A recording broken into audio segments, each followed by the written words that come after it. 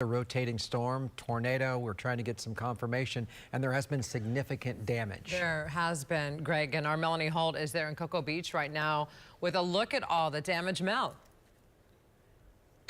I can show you better than I can tell you. We're just off of A1A here in Cocoa Beach, and this building right behind me here, well, this was the Supercuts. I don't want you to walk too far, Lauren. I'm talking about photographer Lauren Bray because there's a lot of debris in this area, but you can see the walls of this building gone. And Lauren, if you would come with me, please. We're just going to walk this way, Lauren. We're just going to walk around this building, if you can bear with me, to show you the extent of the damage here that we found. I also talked to two gentlemen that were actually in a pub in this shopping plaza, and they tell me they really didn't hear anything, but they saw the doors of the pub kind of vibrating in and out and decided to get away from windows, get away from the doors. And when they finally came out, and this all happened in the last 30 to 45 minutes, this is what they saw. And this is not the only building that we found damaged in this area. Lauren, let's just go around the corner here. I'm going to tell you this is in very close proximity to the Brevard County Bureau. We're probably, I can see that building from here as well. If you look up the street here, and be careful of these branches, and be careful here, Lauren. There's a line down here, and here. Let's turn over to the traffic signals here. You can see the damage in this area. And we're right at Banana River Boulevard and A1A here. If you can point in the distance there, straight ahead is the Wells Fargo. And I can tell you from at least this vantage point, there doesn't appear to be a roof there. Extensive roof damage to the Wells Fargo. And we see all sorts of aluminum siding here in the parking lot that apparently came from just across the street here. That's over on the traffic light. That is, and I think I see the police officer. They're checking probably for these lines in this area as well. I'm going to stop walking for the minute, but we don't know what exactly caused this activity. But I got to tell you, Lauren, if I'm just going to point out the corner of this building right here, the medical group there, you can see where it looks like something possibly hit the corner of this building right there on that corner.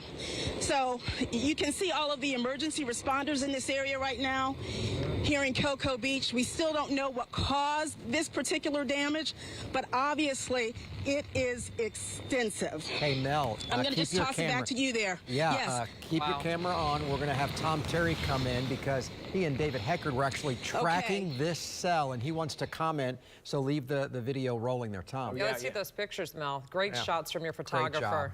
Yeah, we got the tornado warning. There wasn't anything real obvious at first, but then we spotted it as it developed just before it came on shore, and we were tracking it coming into Cocoa. And I actually have this on WEX 3. If you want to maybe pull this up a little bit, you'll be able to see the actual rotating storm come right in where that red area is. And that was, Melanie, that we saw this come through right near South Banana River Boulevard. It was clear as day.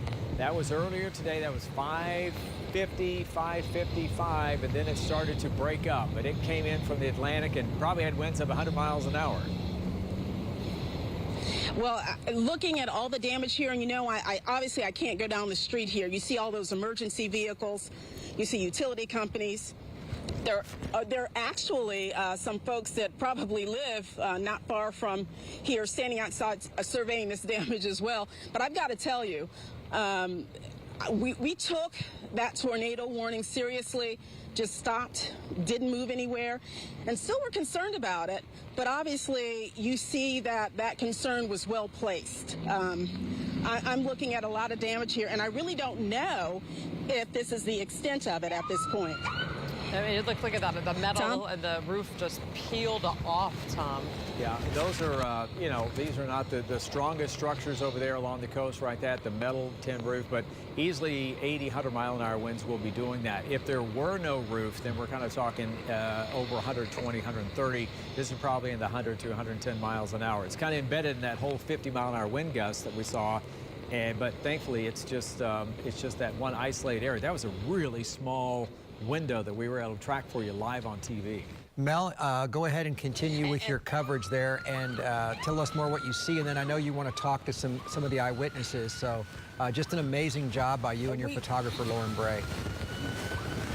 Well, we certainly appreciate it. I've got to tell you that we did talk to two people who were in that pub probably in the last 10 or 15 minutes, and they tell me their cars were damaged as well. But when you see all this debris out here, obviously something struck those cars. So now they're looking at that damage. They walked away a few minutes ago. Mel, did they say how quickly this...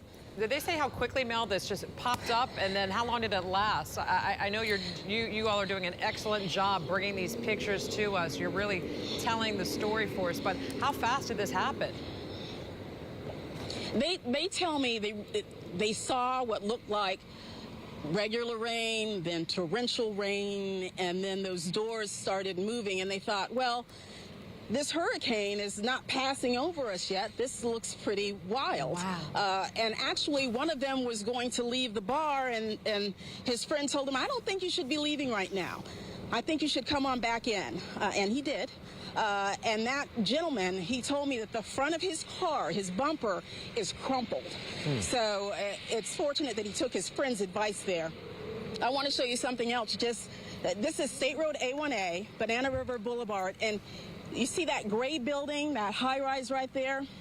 That is the Cape Royal. That's where our bureau is. That is where the Brevard County Bureau is. So right in the center of all this. I don't know if there's any damage over there, obviously, because I'm not going over there at this point. As I said, there were power lines down just on the way over here. So this is definitely an area that I'm going to be leaving very soon, just because it's going to be dark soon. And your safety comes first. And you don't want to be first. traveling in an area.